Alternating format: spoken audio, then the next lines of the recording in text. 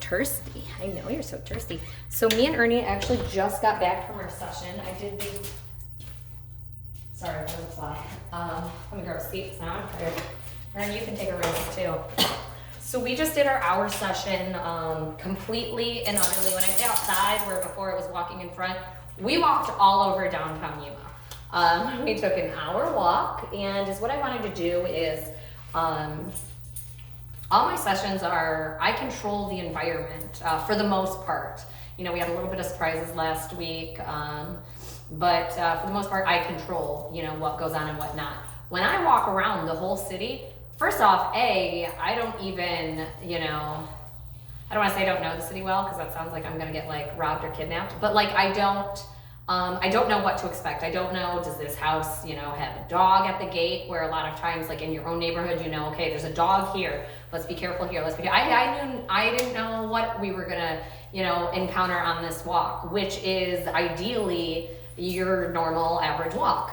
So we were with him, so we went, the first 10 minutes, I would say, were, you know, less than great. He started off really, most dogs do too, though it's not just an Ernie problem. He started off, I guess, oh my gosh, there's this fly. It's driving me nuts. Keeps going on my drink. Get away, fly. Good job. You did really good. So the first 10 minutes was, you know, less than desirable. He is gung-ho, ready to go, like a bat out of hell, you know, pulling, you know, going crazy. He was excited to, you know, be out with something different with me. Wow, I'm like tired. We haven't done that before, so he was excited to go around, to smell different things, see different things. And so yeah, the first 10 minutes were after getting that communication back down, you know, after I was consistent with it for the first 10 minutes, even though, you know, I got a lot of pushback on it, just because he was excited and he was smelling things. After those 10 minutes, he really set in. He was listening to my, yes, you were listening so well. He was listening to my communications. We're going this way, we're going that way. His biggest thing I noticed was smelling on the ground, smelling on the ground, smelling on the ground. And yeah, it is okay to smell, but there's a time and a place, and there's a time and a place when it's inappropriate.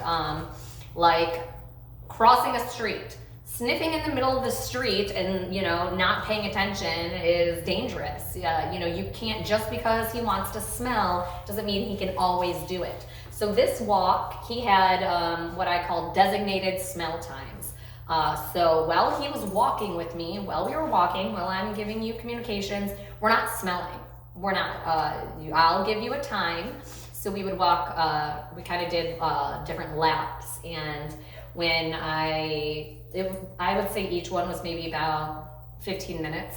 And at the end of those 15 minutes, he had what I call a smell break. It was a safe area, you know, an area not with cars, not with other people, other dogs, you know, a nice area where he could smell and pee and do all that stuff. So I was like, go smell, go on. That's where you have your full leash. You can pull, you can do what you want there. And then I would be like, okay, now we're walking again. And he had a little trouble learning the transition.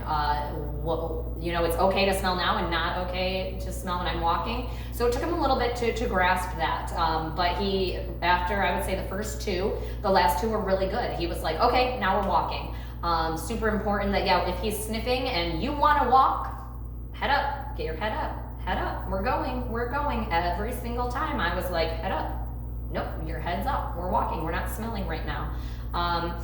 I've heard, oh my gosh, it's so mean that you won't let them smell. And again, I know what's safe and what's not safe. Ernie does not have the ability to know the difference. That's our job, you know, that's literally what we're put in their lives for, is to keep them safe and healthy and alive. And if I let Ernie make those decisions, you know, it wouldn't, you know, they wouldn't always be great decisions. So it's super important that we give them appropriate times to do appropriate things.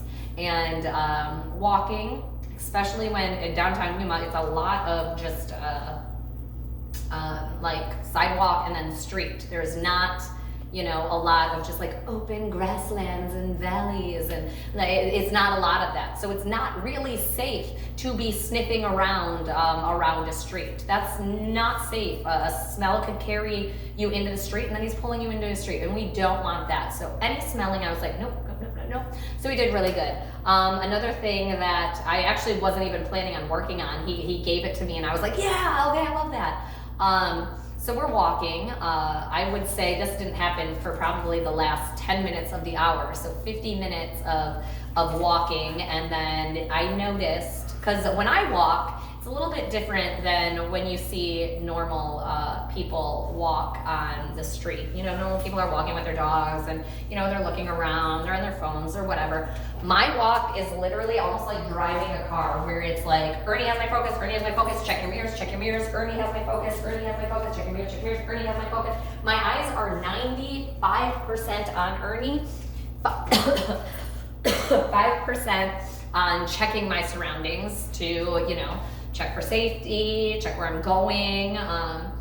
But if I'm not looking at where I'm going, which is a 2-second glance, I am down, my eyes are focused on Ernie, which a lot of people, you know, tend to not do.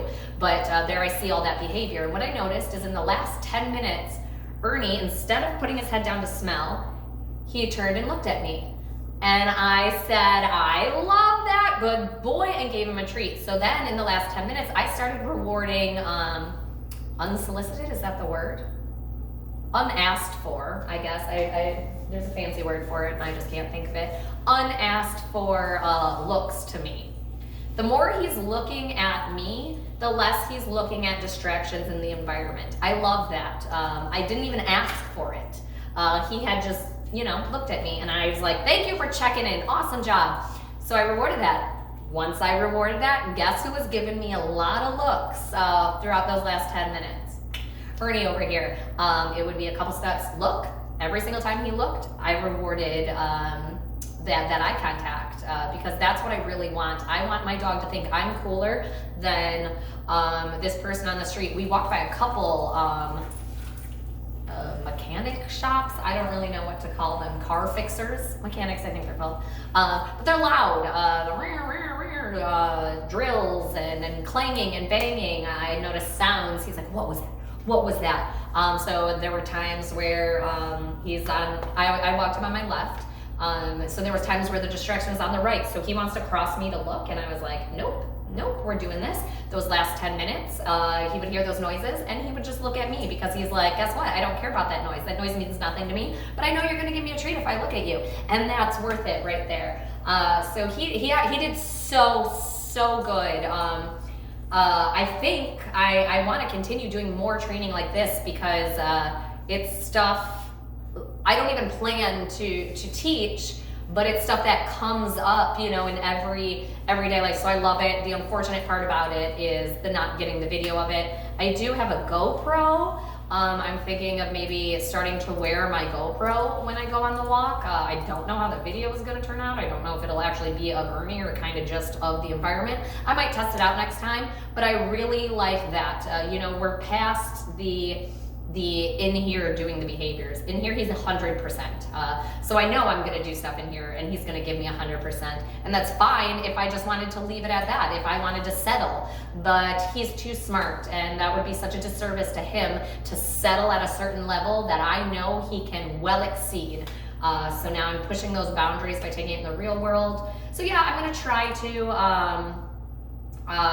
you know, maybe get some video of it. Maybe even if I have to. The thing is, it's hard to hold the phone and be able to give rewards and communications at the same time.